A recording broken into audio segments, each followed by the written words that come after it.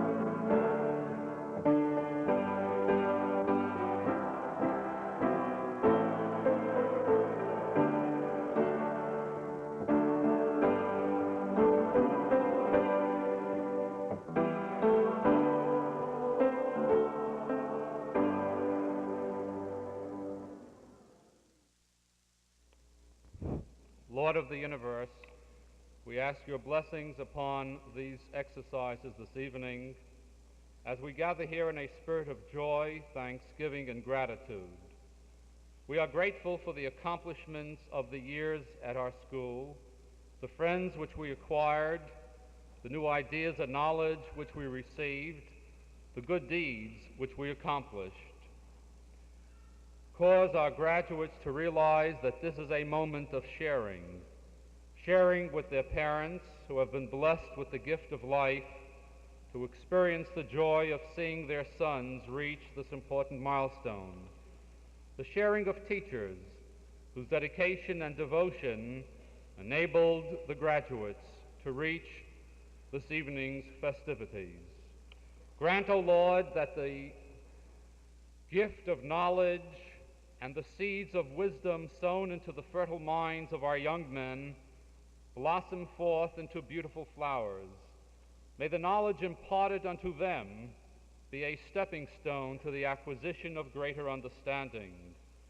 May the knowledge that they have acquired here at Gilman help them to prefer the permanent to the transient, the inherently worthwhile to the superficial, the permanently valuable to the momentary.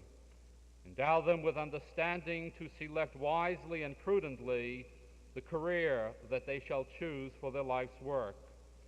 Almighty Father, direct the hearts and minds of the graduates towards upholding the cause of peace and the pursuit of peace. Inspire them to achieve victory and glory, success and honor, not on fields stained by human blood, but by laboring for the protection of the weak and the relief of the suffering and needy. Help us, all of us, to rediscover that which is truest and best within ourselves, and help us once again to grasp the eternal and great monosyllables of life, faith, hope, and love. May we create homes where we can combat fear with trust, hate with love, suspicion with faith, and injustice with righteousness. And in these days of distress and unrest, may we so conduct ourselves that those who know us will think of our country not as the mightiest nation, but as the freest, not as the wealthiest, but as the most humane and generous, not as the leader of the world, but as the servant of humanity and the steward of liberty for all men. Amen.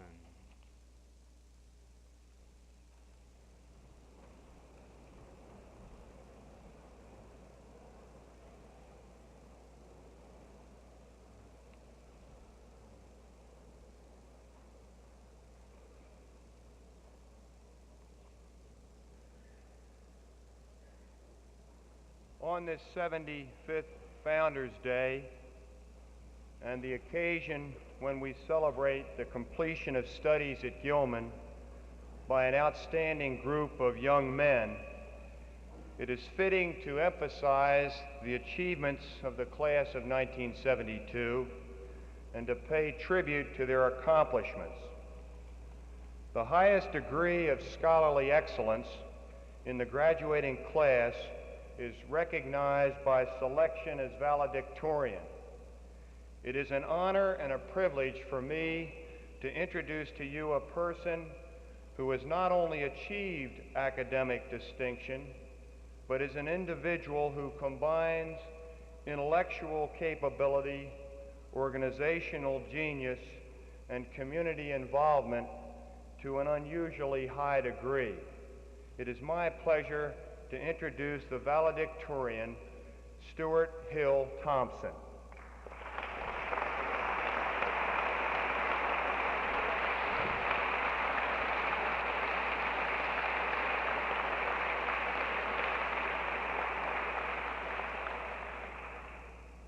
Thank you, Mr. Finney, Mr. Daly, trustees, members of the faculty, parents, guests, and fellow students.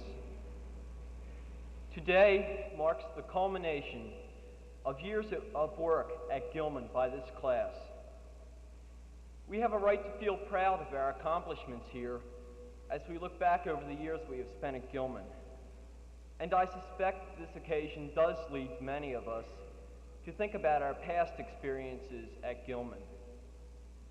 We cannot spend too much time occupied with our past, however, and must begin to answer the question, where do we go from here?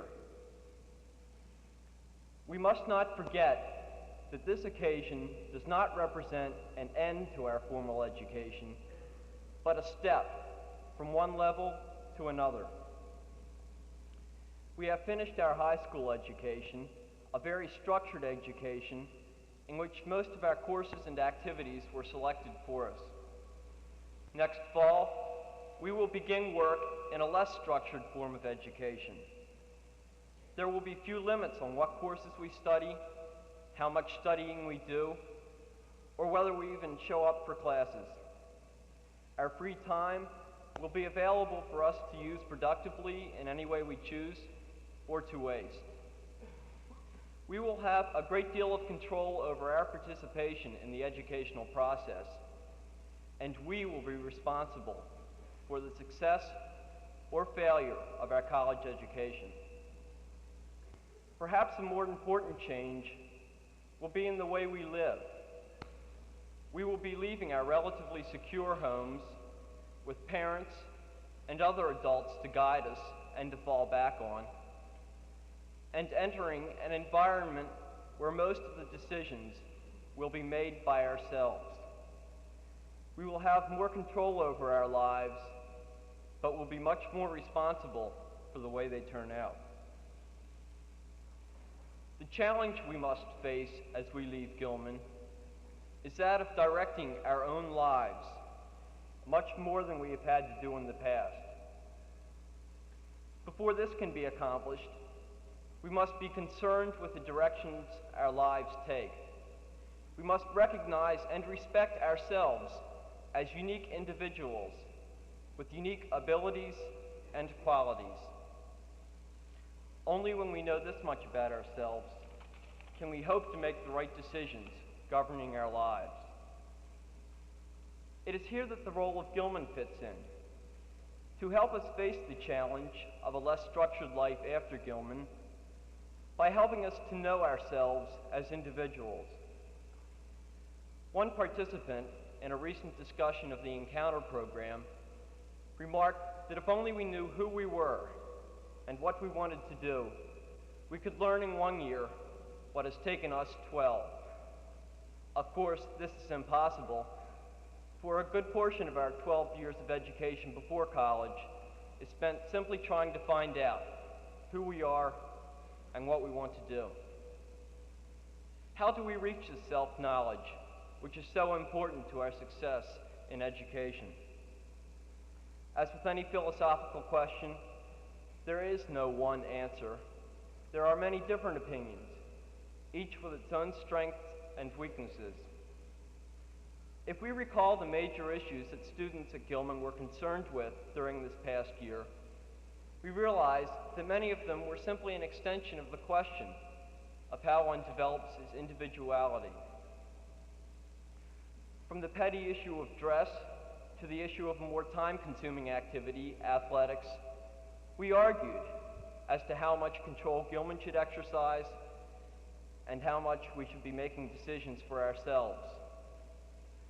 All parties involved would agree, I think, that the process of individual development comes from being given more and more opportunities to choose and decide for ourselves. The disagreement concerns when and to what extent we are to be given more responsibility for our own lives. In most cases, these disagreements are resolved by compromises, even if lopsided compromises. But I think we can feel secure in the knowledge that many members of the Gilman community are concerned with the process of individual development and have been willing to debate the process and spend much time on the issue. We are grateful to the headmaster, to the faculty, to our parents, and to other students, both past and present, for sharing our concern as to how we develop our individual potential. We owe our development as individuals to these people with whom we have shared our lives and can only hope they will continue their concern in the future. One last point. Before I am accused of being too concerned with the individual and not being concerned enough with the society in which he functions, let me say that it is necessary for one to respect and recognize himself as an individual before he can accept others as such. Thus, our individual development is a vital part of our worth to society. I realize that this occasion lends itself to reminiscing more than thinking about the future. But I hope that in the midst of our thoughts about the past, we can pause for a moment to consider how we have already developed as unique individuals and how we can continue to foster that growth in the future.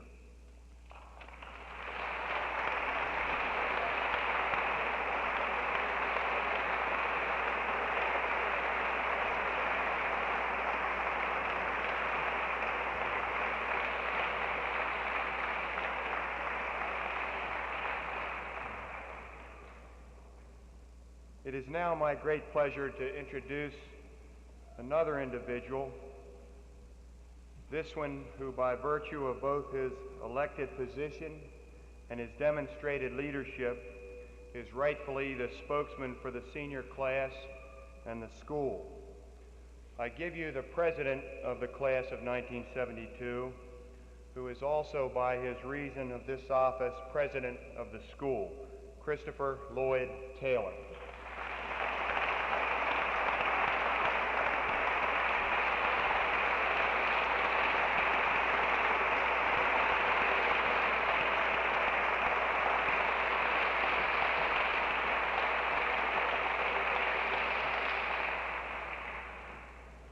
Thank you to my class, Mr. Finney, Mr. Daly, members of the Board of Trustees, members of the faculty, parents, and friends. To categorize is an unfortunate human characteristic that has haunted our class throughout its years in the upper school.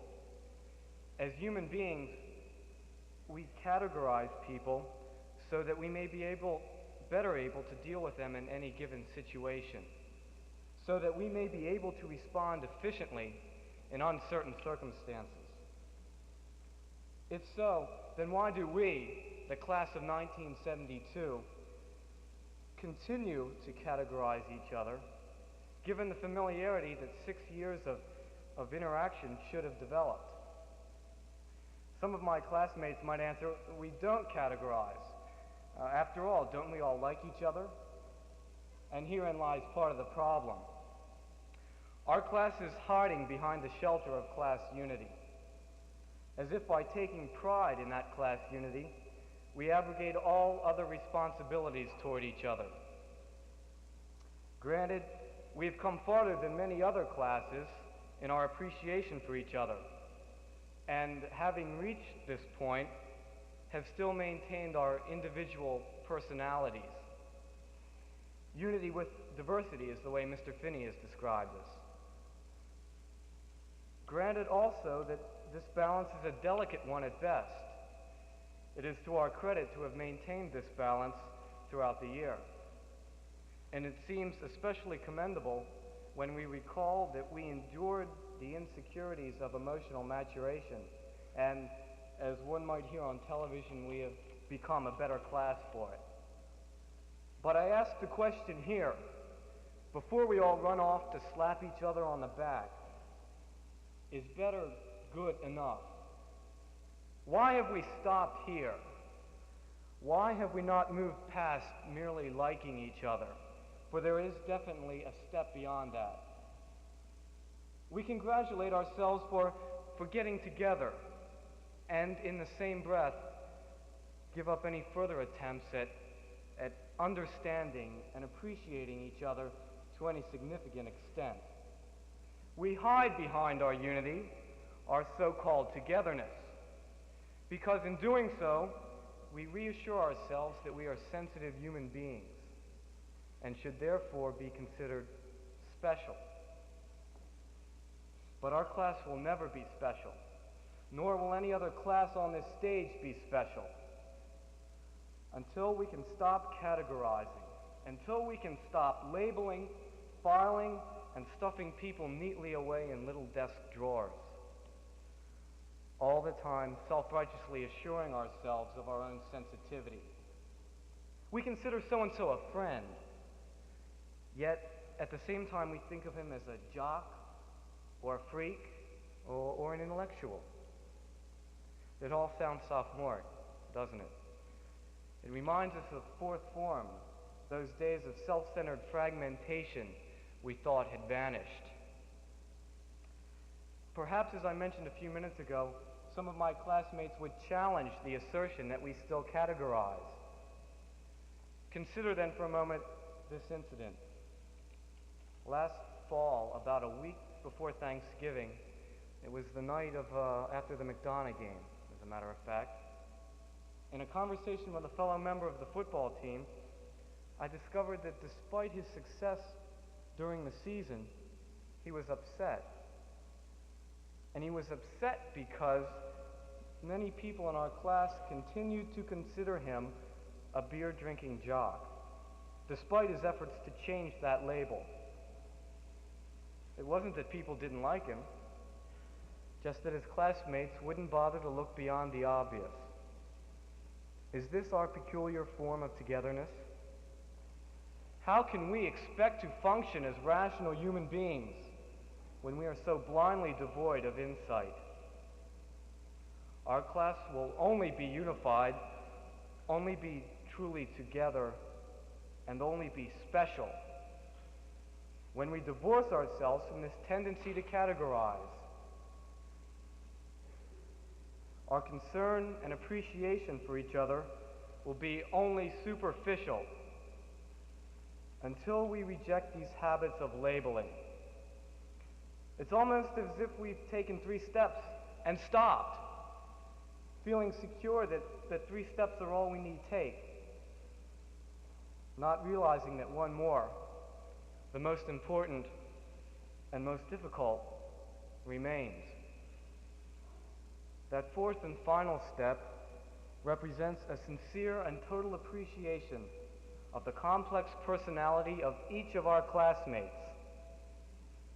We can still take that step, for just as our education will not end with the reception of a diploma, neither will our relationships with each other. And if we can leave behind these thoughts as a legacy to the fifth form and the other forms that follow, then we will have made a contribution of unequaled value.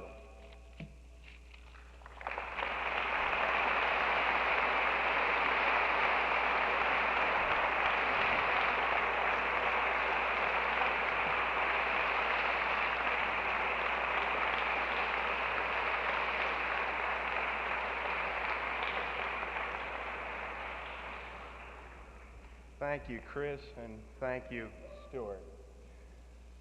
Before making the various awards which are customarily given at commencement, I want to express our thanks to the donors who have made possible prizes which recognize accomplishment in many fields.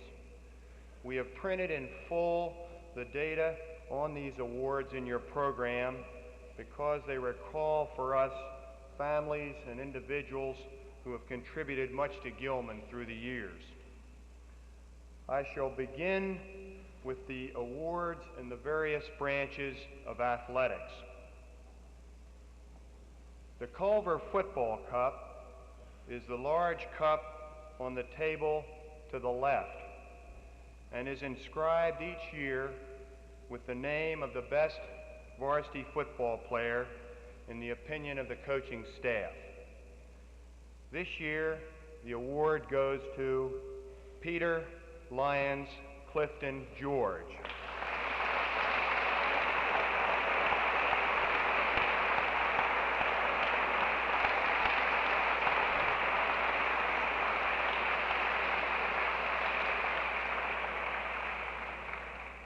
The C.B. Alexander Jr. Wrestling Cup is awarded to Gilman's best wrestler. Two boys have been selected to receive this award this year. They are William Bolton Kelly III and Wilson Scott Suplee.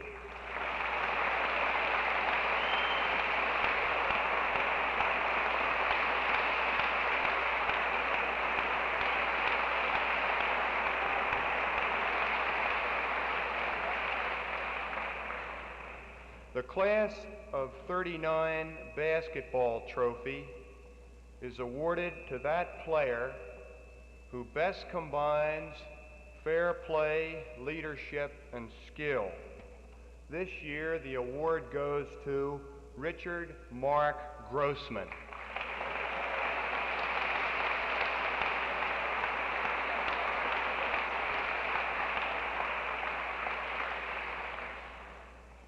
The Tyler Campbell Lacrosse Cup is awarded to that varsity player who is most valuable to his team and who has shown leadership and true sportsmanship throughout the season. This year, the award goes to Ernest Hilton Wright, Jr.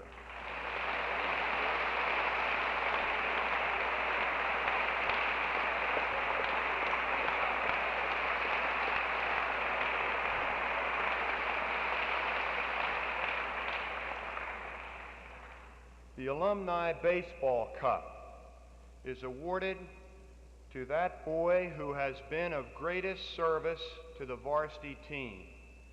The award this year goes to Bodo Lee Carey.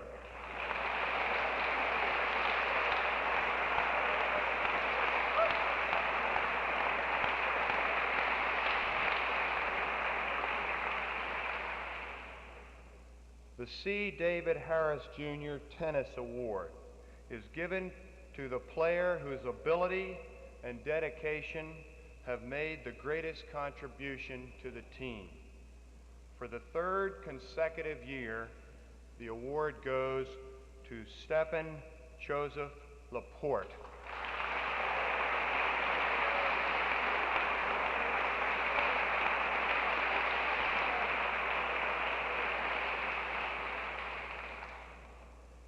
The Donald Hoffman Memorial Cup is awarded to that boy who, in the opinion of the cross-country coach, has best combined effort and achievement in cross-country. Two boys have been selected to receive this award. They are Mark Raymond Fetting and John Riggs Orrick, Jr.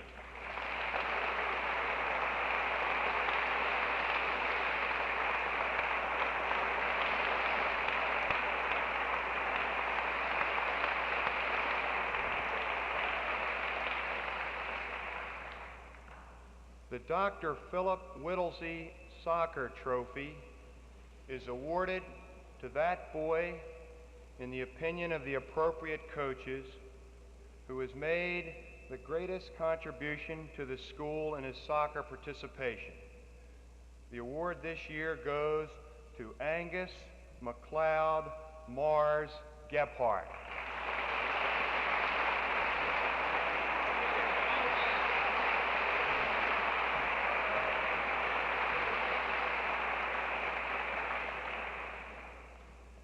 The William Cabell Bruce Jr. Athletic Prize is awarded to the boy in one of the 4 upper forms most conspicuous for general proficiency in athletic sports and exercises during the past 2 years, and this without having incurred the reproach of questionable conduct in any respect.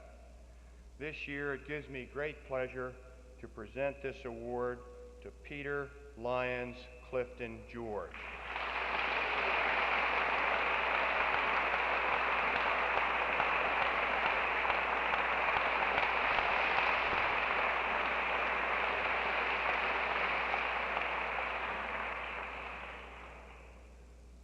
Before making the academic awards, I would like to point out that at morning assembly 2 weeks ago, there were presented certain prizes offered by the alumni associations of Brown, Yale, Harvard, Princeton Universities, and Rensselaer Polytechnic Institute. Also presented at that time were the Caruso Music Prize and the Wren Art Prize. Information regarding the recipients of all of these awards is published in the commencement issue of the Gilman News, which will be available at the door after these proceedings are concluded. I also would like to call your attention to the academic honor roll, which is enclosed in your Founders Day program. We congratulate all of the boys who have won this distinction. The William S. Thomas Scholarship Prizes for highest scholarship in each form have been provided by Mr. William S. Thomas in memory of individuals who are named in the program. Will the individuals who have won these prizes please come forward as a group to receive them? First form, Francis Thomas Daly, Jr. Second form, Andrew Mark Shapiro. Third form, Thomas Alfred William Miller.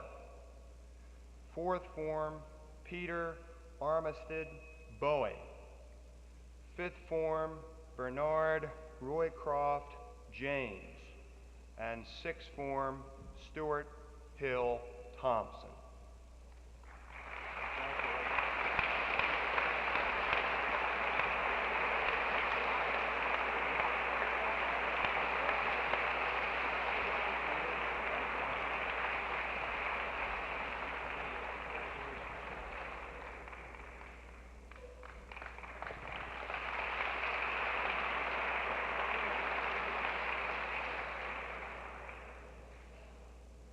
At this time, I would like to recognize a number of members of the class of 1972, 3 of whom have received scholarships to college through the National Merit Program. Those 3 are also included as among 7 National Merit finalists, and in addition, there are 20 Letter of Commendation winners and 6 National Achievement finalists and Letter of Commendation winners. Will all of these gentlemen who have been so honored by the National Merit Corporation please stand at their seats?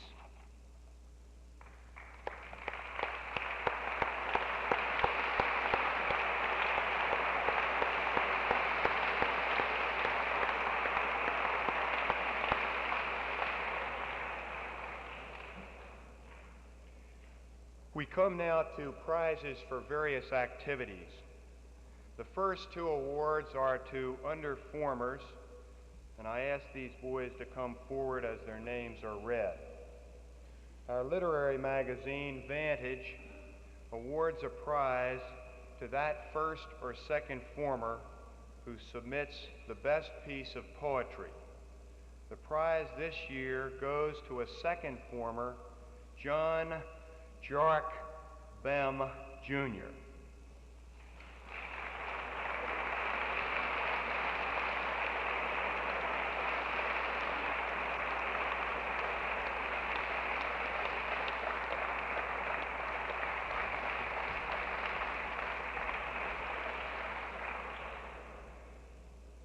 The Lewis Omer Woodward Prize is given to that member of the third form who has revealed in largest measure qualities of leadership, enthusiasm, and loyalty.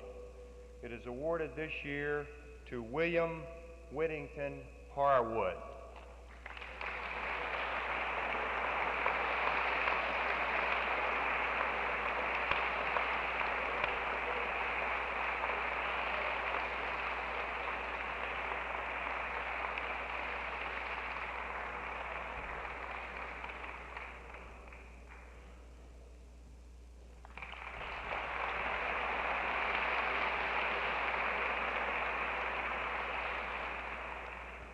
The Armstrong Prizes for poetry and prose are given for the best lyrical verse contributed to Vantage and for the best imaginative prose. The award for prose goes to Edward Lloyd Trimble, and the award for poetry goes to two boys, David Dorsey Cross and John Stewart Shirless.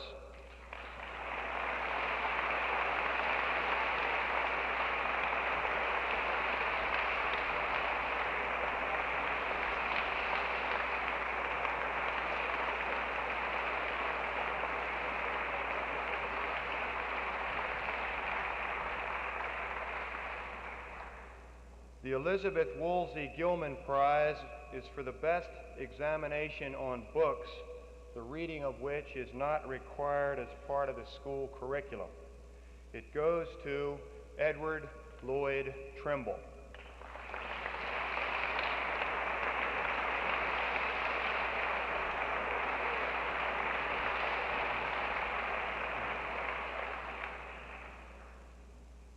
In regard to the Mrs. J. Cross and Cooper Debating Cup, the winning team in the school's final debate this year was the Areopagus, which upheld the negative side of the debate on the topic, resolved all laws prohibiting crimes without victims should be abolished.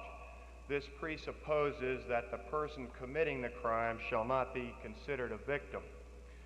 The names of the winning team will be inscribed on the tall silver cup, which is on the table to my right. I ask the members of this winning team to rise at their seats as I read their names. David Dorsey Cross, Alan Miller Kaufman, Jr., and John Stewart Shirless.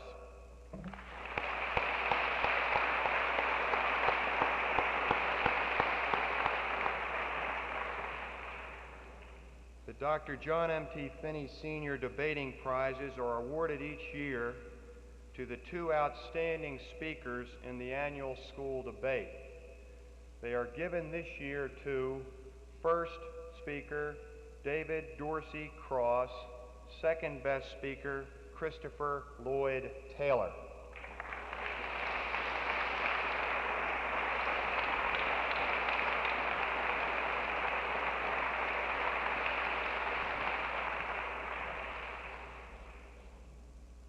The Cameron Debating Medallion is awarded for excellence in debating based on work in the fifth and sixth forms and in the final debate.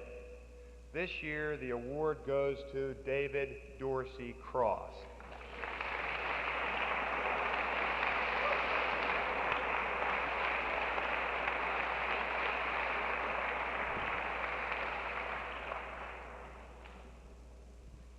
The Alec Randall Jr. Memorial Prize, awarded to that boy who has been outstanding in his interest and contribution to literary or publication activities, or has encouraged younger boys in these fields This year goes to Edward Lloyd Trimble.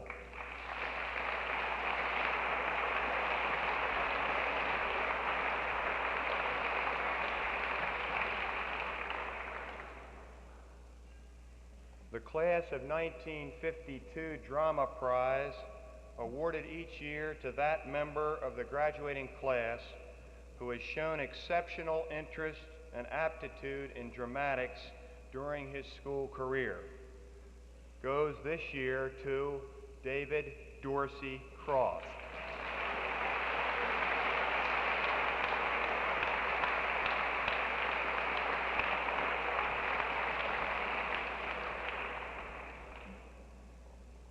The John M.T. Finney Senior Essay Prize, made possible through the generosity of Mr. Richard F. Cleveland, is awarded to that member of the graduating class who submits the best written essay on some current aspect of democracy. The subject for this year's essay was Isolation or Involvement, which should be America's attitude toward the world after the Vietnam War.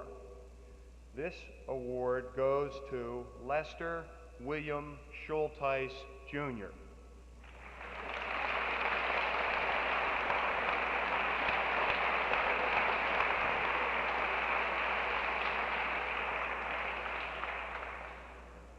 The Janvier Science Prize is given to that fifth or sixth former who has evidenced real interest and ability of a high order in the field of science. This year it goes to Benson Miller Curtis.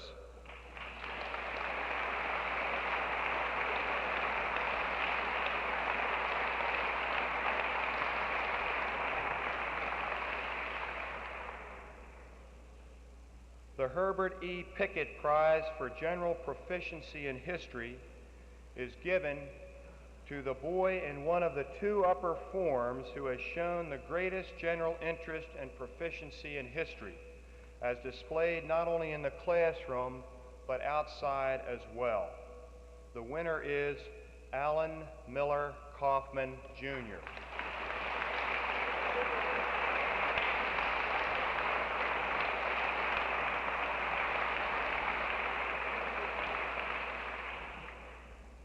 The prize for proficiency in French is given by the Alliance Française to that boy in the fifth or sixth form French class deemed most proficient by that department.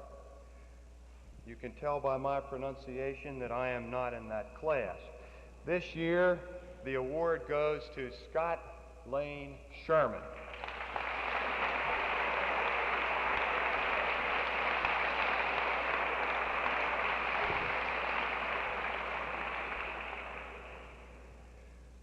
The D.K.S.D. Fisher Nature Study Award goes to that boy in one of the upper three forms who, through his studies, reading, and activities, has developed a real interest, understanding, and appreciation of some field of natural history.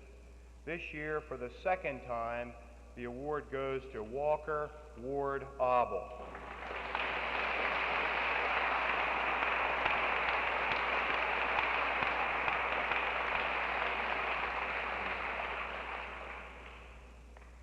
Each year since 1962, the faculty has wanted to single out a number of seniors to whom we feel especially indebted for helpfulness and many unsung contributions which have added greatly to the success of the school year.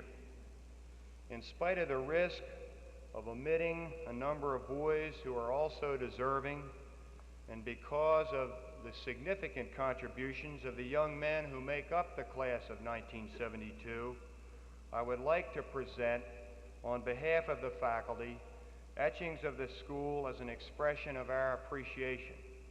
I ask that the recipients come forward as a group after all names have been read. The audience is asked to withhold their applause until I have read all the citations. Would the following come forward as a group? Walker Ward Abel, Emerson Lewis Coleman, Jr., James Bedford Downing, III, Mark Raymond Fetting, Charles Tillman Levering, Jr., Thomas Porter, Scott Lane Sherman, John Bennett Sinclair.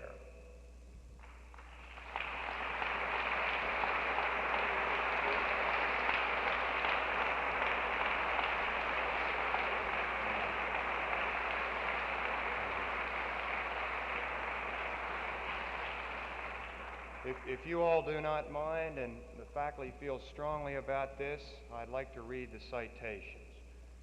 Walker Ward Obel, from the faculty with appreciation for the inspiration of his pleasant disposition and willing nature, for his commitment to improving our environment and the quality of life, and for his steadfastness in remaining true to his ideals.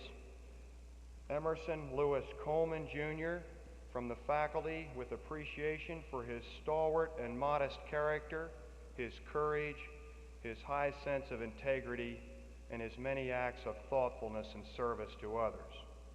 James Bedford Downing, III, from the faculty with appreciation for his friendly and cooperative spirit, for the perseverance and composure with which he has met every challenge, and for his willingness to help others. Mark Raymond Fetting, from the faculty with appreciation for his infectious and unquenchable enthusiasm, for his mobilization and leadership of school spirit, and for his devotion and loyalty to the school. Charles Tillman Levering, Jr., from the faculty with appreciation for the steadfast determination and courage he has displayed in meeting every mental and physical challenge, and for the inspiration he has given to all who know him. Thomas Porter, from the faculty with appreciation for his enthusiastic personality and pleasant spirit, for his remarkable ability to remain true to himself, for his warm response to the needs of others. Scott Lane Sherman, from the faculty with appreciation for his persistent commitment to excellence in every endeavor, for his sensitivity and keen perception, and for his many contributions to the school and especially to younger boys. And John Bennett Sinclair, from the faculty with appreciation for his constancy of character and purpose, his devotion to duty, his awareness of his responsibilities as a citizen, and the spontaneity of his response to the needs of others. Thank you.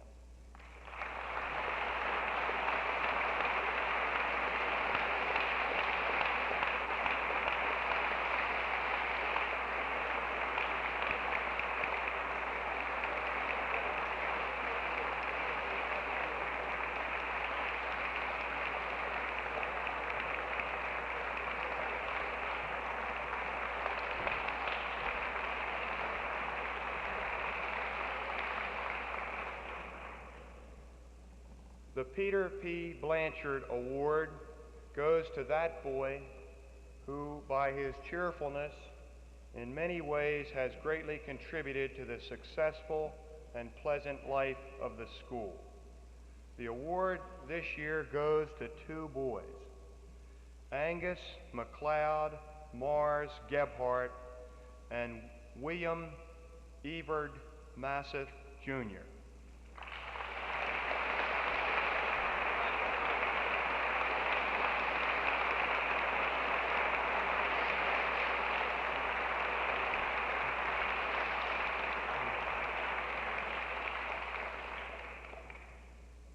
The Edward Fenimore Award, in memory of Eddie Fenimore, is given to that senior whose Gilman career has been marked by accomplishment in which extraordinary courage, determination, and perseverance have been manifested. This year, the award goes to James Richard Thomas, Jr.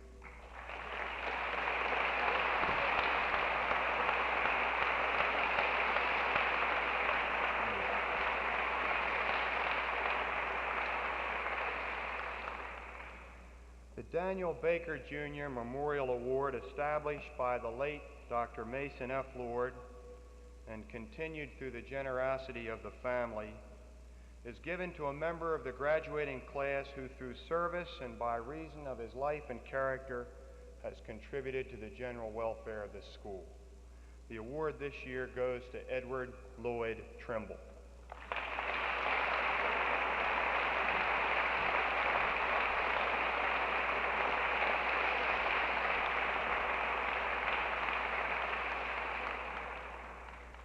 The last prize is the William A. Fisher Medallion.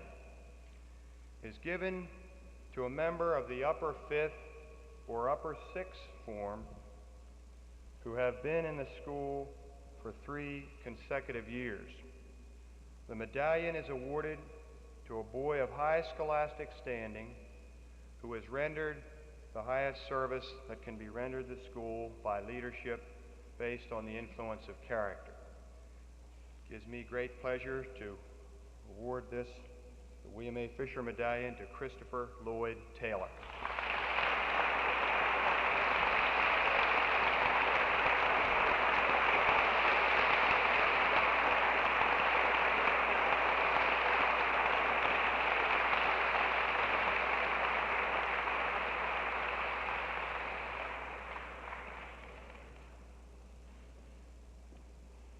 I apologize for the heat, but it wouldn't be Gilman commencement if we didn't have it. In addition to the senior class and the clergy who are sitting with me here on the stage are 2 men to whom the Gilman School is greatly indebted for their leadership, hard work, and dedication on behalf of the school. These men are Mr. Robert Russell II and Mr. Owen Daly II. Mr. Russell is President of the Alumni Association and Mr. Daly, President of the Board of Trustees. It is now my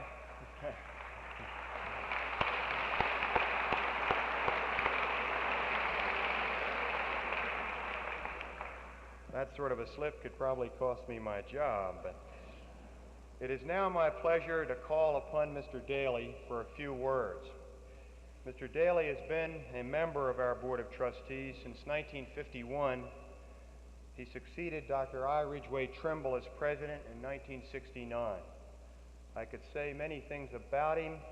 He is a distinguished citizen and leader in the Baltimore community. It's an honor and a privilege to work with him for Gilman, and I introduce Mr. Daly.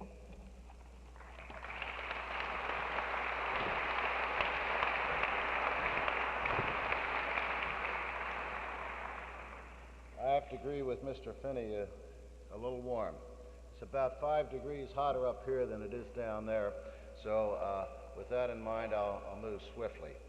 Let me just say and quote really a few lines from Walter Lord, who has written the preamble in the statement of the Gilman School that has been used over these past 2 years in the Challenge for Leadership campaign. Gilman likes to think of itself as number 1, an unbeatable education, a matchless faculty, a superlative plant, the latest teaching techniques, the utmost in recognizing our responsibilities to the community, the very best in graduates, and tops in those who are yet to come.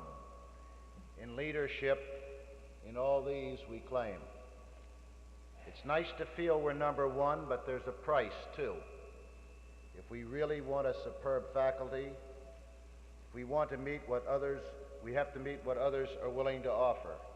If we really want a splendid plant, we have to have classrooms of the 70s, not of 1913. If we really want to excel in our responsibilities to the community, we have to provide the scholarship aid programs. And if we really want to turn out the best citizens of tomorrow, we have to give them the best education of today.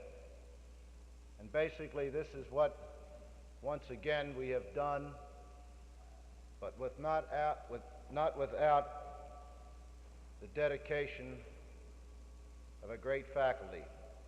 A philosopher once said it takes 2 to speak the truth, 1 to speak, and and one to listen. And it certainly takes a faculty member to do some speaking, but he also has to listen.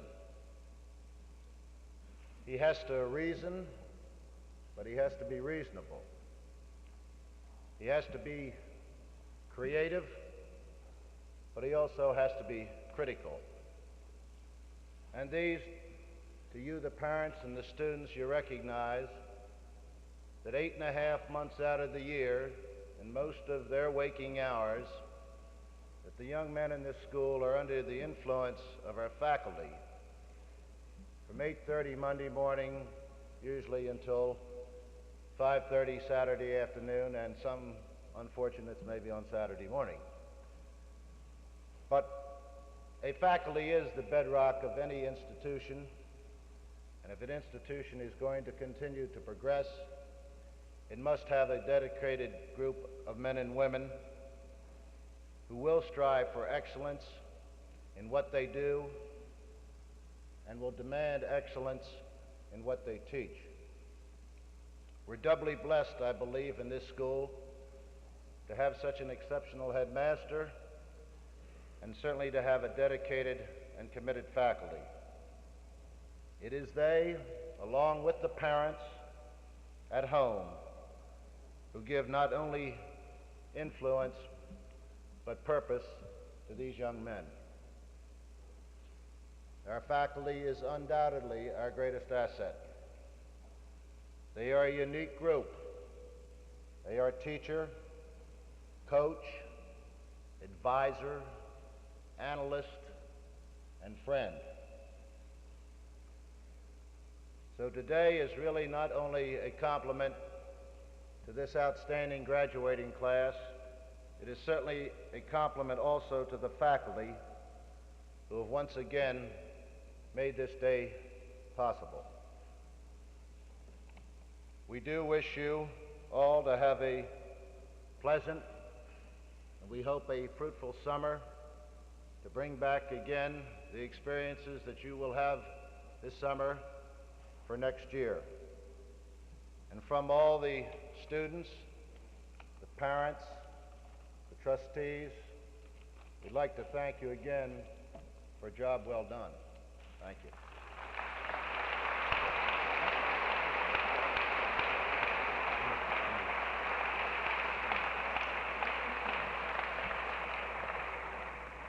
As is our custom, the diplomas will be presented to the members of the graduating class by Mr. Daly, the President of the Board of Trustees. The order of distribution of diplomas has again been determined by a random selection.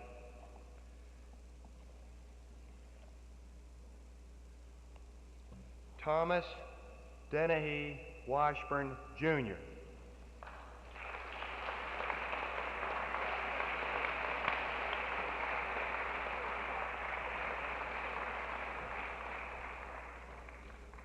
Thomas Porter.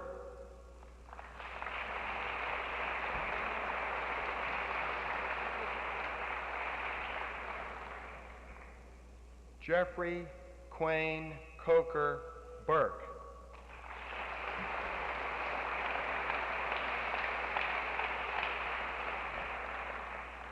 Peter Lyons Clifton George.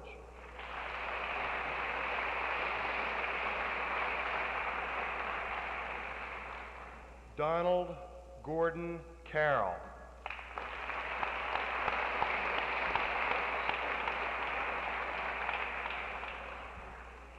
Nicholas James Markakis.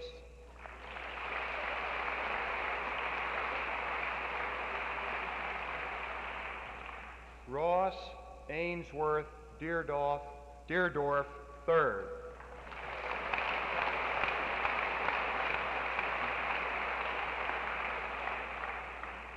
Mark Raymond Fetting.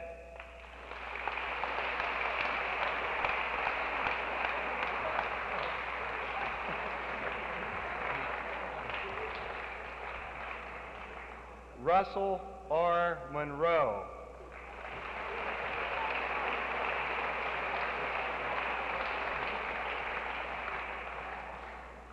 Wilson Scott Saplee.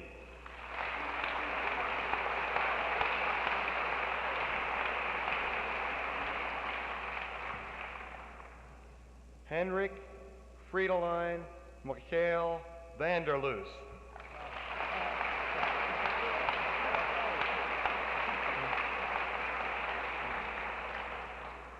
Gordon Munson Allen, Jr.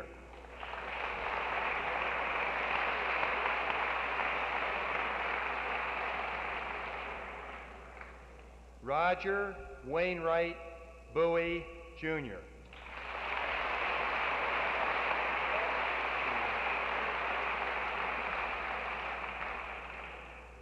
Brian McCurley.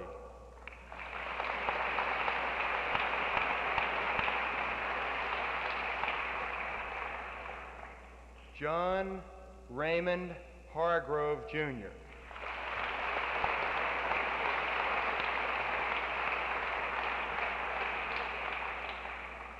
John Charles Nathanson.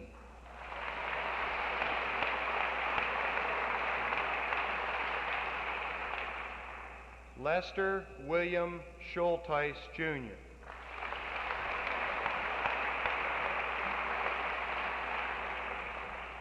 Christopher Lloyd Taylor.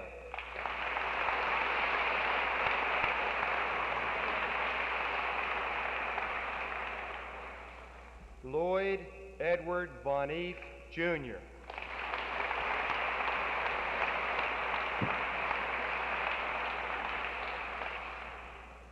Benjamin Franklin Moore, Jr.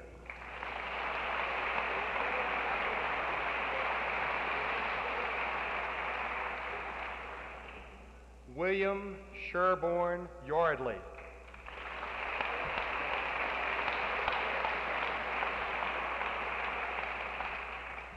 George Harlan Bias.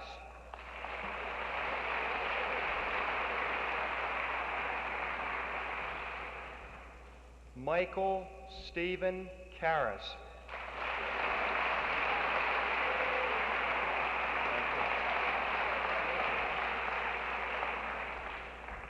James Sidney King, Jr.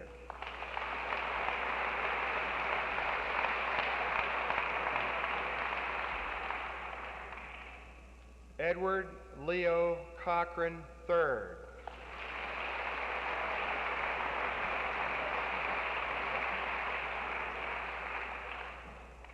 Richard Mark Grossman.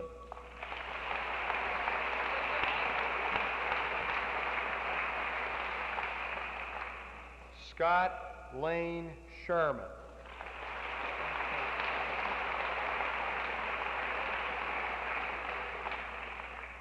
James Richard Thomas, Jr.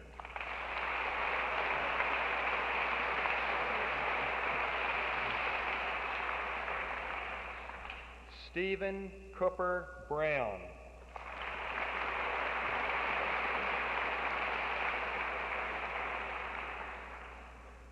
Stephen Burkhead Hughes.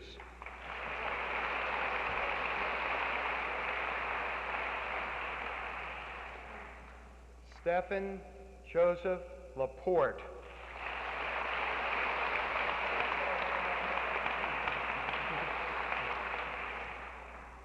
John Bennett Sinclair.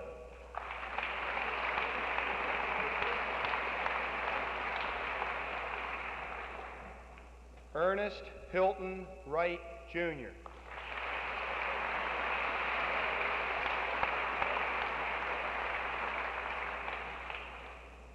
Samuel Ridgely Morrison.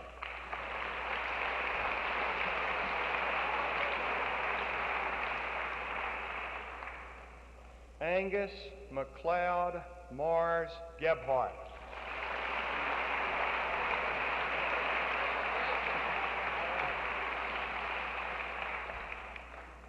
Stephen Lewis Hargrove.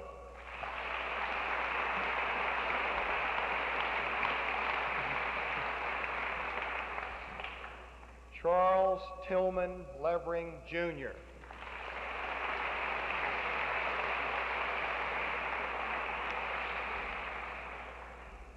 James W. Brundage.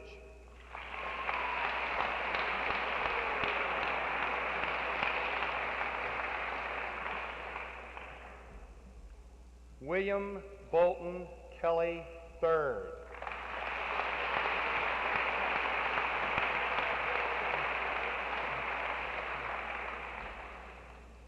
Richard Edward Sigler.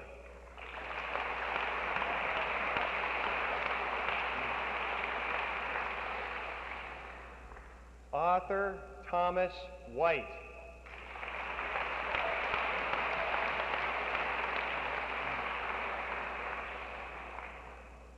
Nathan Edward Knockless, Jr.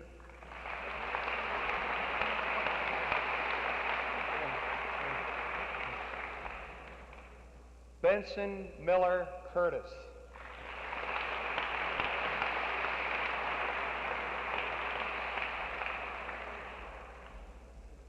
William Everett Masseth, Jr.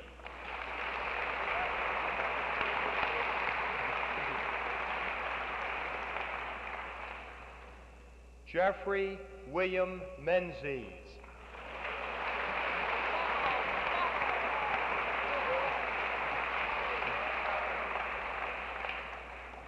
Mark Allen Gilden.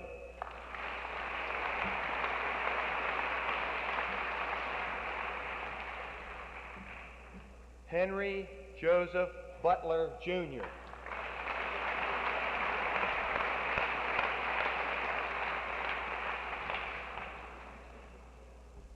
Goodloe Edgar Byron, Jr.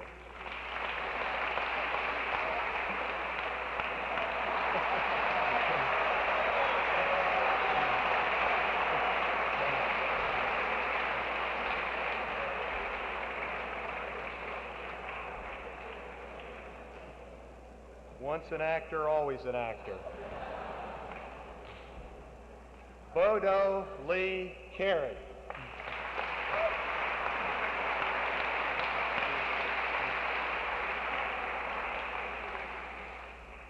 Emerson Lewis Coleman, Jr.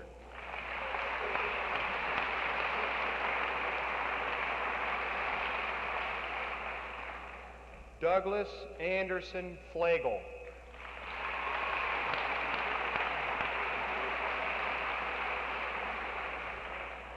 Joseph Putnam Crawford.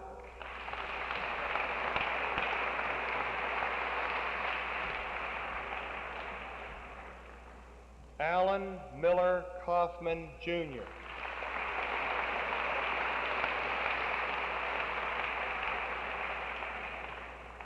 Jonathan Hinson Hyde.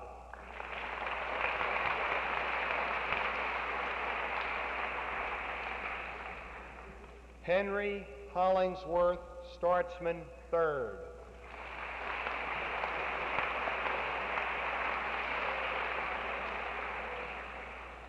William James Tennis.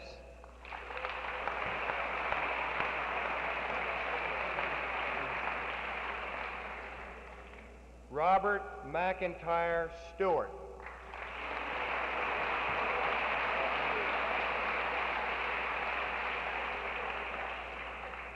John Riggs Orrick, Jr.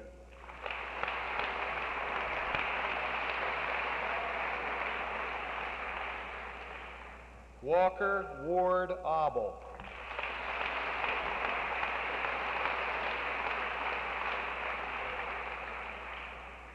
Milton King Hill III.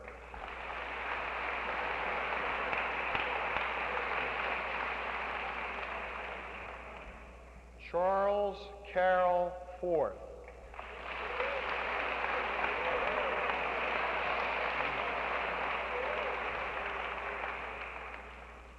James Ashmore Johns.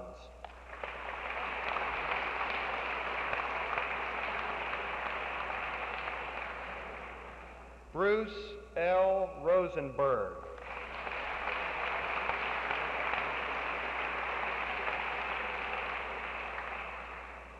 Stuart Hill Thompson.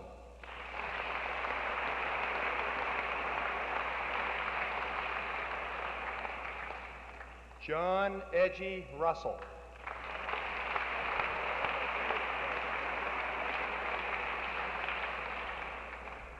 Edward Lloyd Trimble.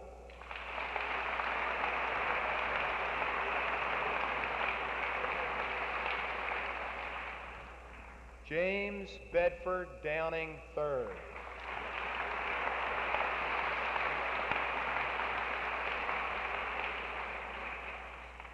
Philip Jacob Cass.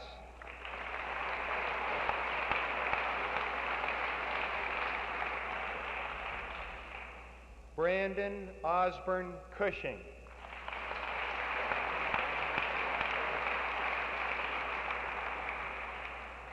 Robert David Cohen.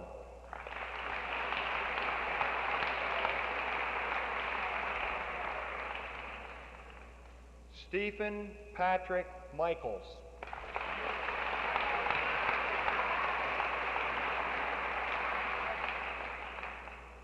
Robert Reed Linkus.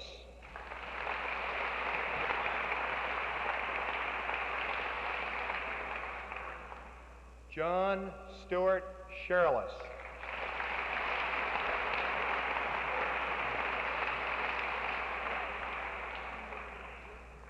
Anthony Benjamin Charles Talalay.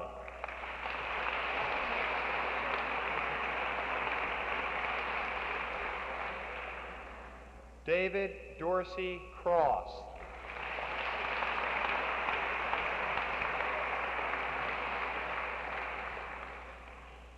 Alexander Sloan Towns, Jr.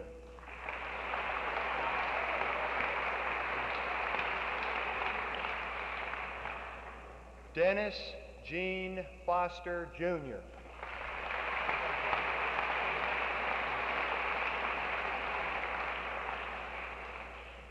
Nicholas John Kohlerman, III.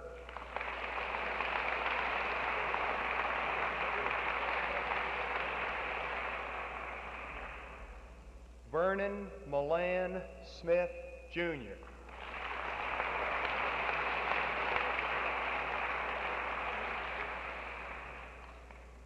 Linton Satterthwaite Marshall, III.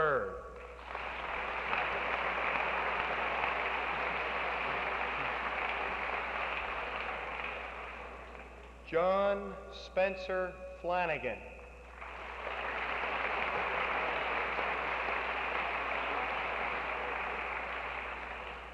George Carl Cheney, Jr.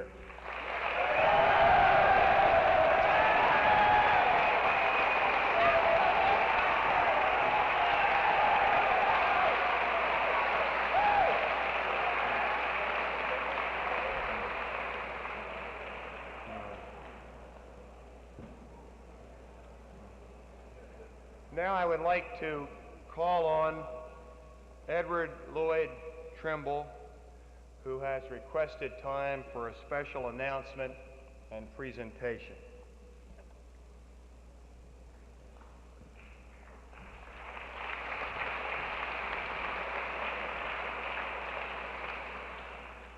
As members of the senior class, we have in the past, and especially on today, received and taken much from the school.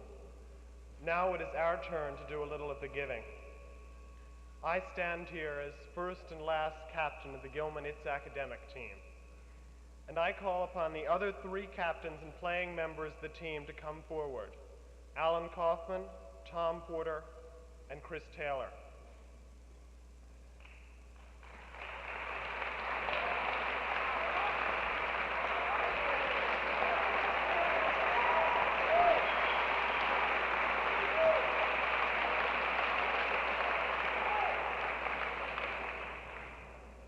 Together we won the Baltimore Metropolitan Area Championships and over 2 full scholarships for the school. Our final victory will be broadcast on Thursday, June 15th at 7:30 p.m. on Channel 11.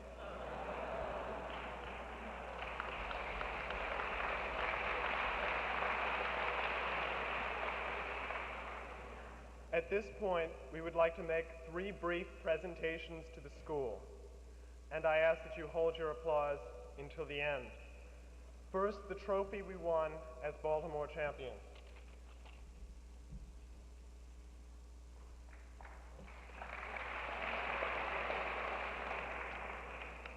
Second, a trophy we won by losing to the Washington area champions. There was no money on the contest.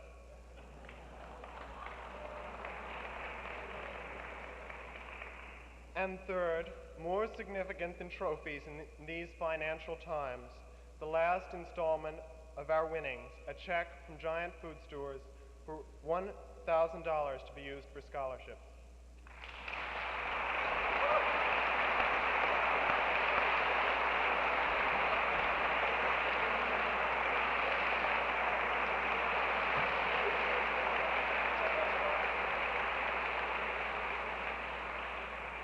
The final presentation will be made by Alan Kaufman. Now we would like to honor the man who perhaps is more responsible than anybody else for our 4 victories. No, not Dave Fentress, I'm sorry. Instead, we would like to honor our coach, advisor, and friend, Mr. Roy C. Barker, with this engraved tray. Would he please come up now?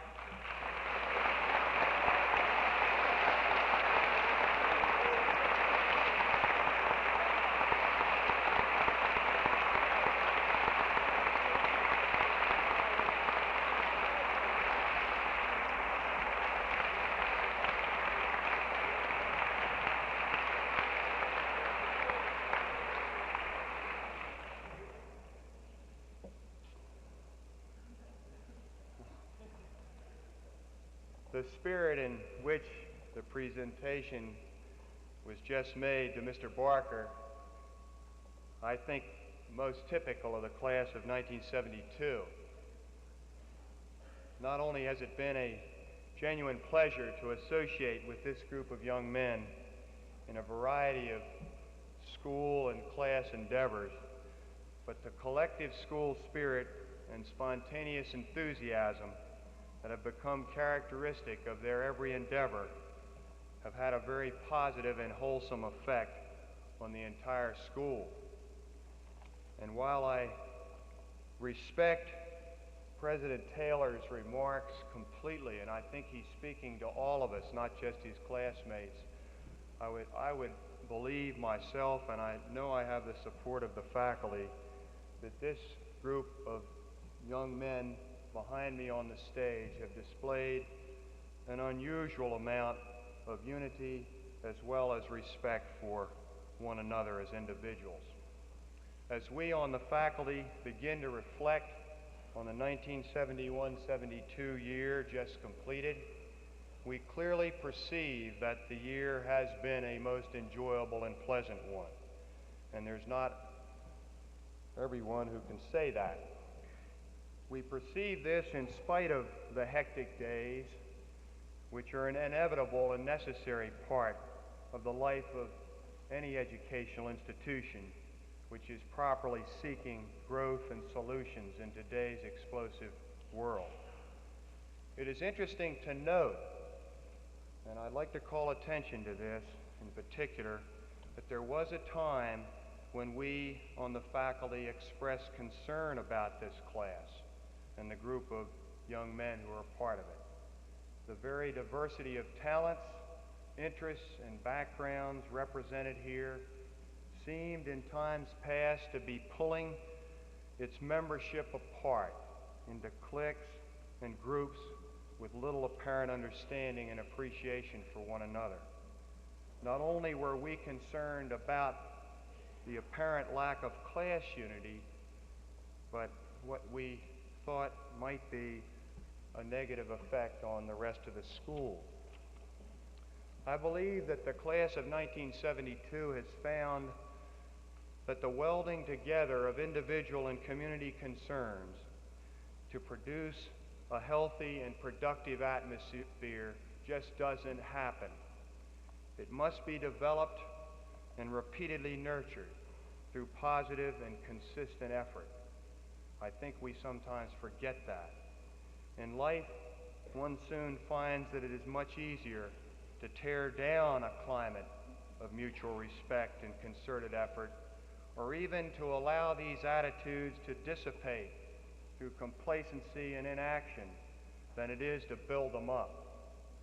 It is to the great credit of the members of this class that they have become such a positive force in this school. In the past 2 years, we have seen a pronounced growth and development, which has brought satisfaction to all who have had the good fortune to work with them. We have learned much from them, for it has been truly a delight to see a group of different personalities and varied talents come together as a whole, while at the same time preserving their special and unique qualities as individuals. To Chris Taylor, to all of the officers, to the entire class, we owe a special thanks for this. As Stuart Thompson pointed out in his valedictory address, we have had our differences and disagreements. I don't think they were so lopsided myself, that is, the solutions. But these have most often been constructive disagreements, for there has existed, to my mind, mutual respect between those who have opposing points of view. The willingness to listen to the other fellow, to hear him out, and to respect his right to a divergent opinion are essential ingredients of a truly free academic environment. Otherwise, we are guilty of the worst kind of duplicity and hypocrisy. In conclusion, let me express the hope that the members of this graduating class will carry their enthusiasm and positive attitude with them as they go on to their separate post-secondary school experiences. I hope that they will not fall into the trap of expecting too much too soon in their new environments. For I'm convinced, personally convinced, that our modern technological society conditions us to expect immediate return and instant gratification before we put forth requisite effort. Learning and growing are not to be equated with the television experience. If you don't like the show, if you are not immediately entertained, switch to another channel. Learning is exciting and should be so, but let's not forget that it's also demanding. And most often, the deepest and most significant satisfactions do not come instantly, but only after dedicated and prolonged attention and effort. Certainly, this is a truth which has been demonstrated by the example of many of the young men assembled up here on this stage. Now let me conclude by saying to the undergraduate students who will be returning, and I speak on behalf of the faculty, we are looking forward to the coming year with great anticipation. You may not be now, but we hope you will by September 1st. Under the new leadership of Billy Reese, Lance Miyamoto, other sixth form officers, presidents of clubs, presidents of underforms, and officers of underform, we are confident that we will continue to strive for excellence in whatever we attempt to do. We as a school community have great opportunities. Let us face the coming year with the commitment that whatever we attempt to do, we will do to the very best of our ability. I extend to the whole school, and particularly the members of the class of 1972, very best wishes for a happy, constructive, and useful summer vacation. Let us now conclude with the hymn, O God, our help in ages past, and then the final stanza of America. Thereafter, we will remain standing for the benediction by the Reverend C. Waite Macklin, Associate Pastor of the Church of the Redeemer. Following the benediction, I ask that the audience please remain in their places until the student body has filed out.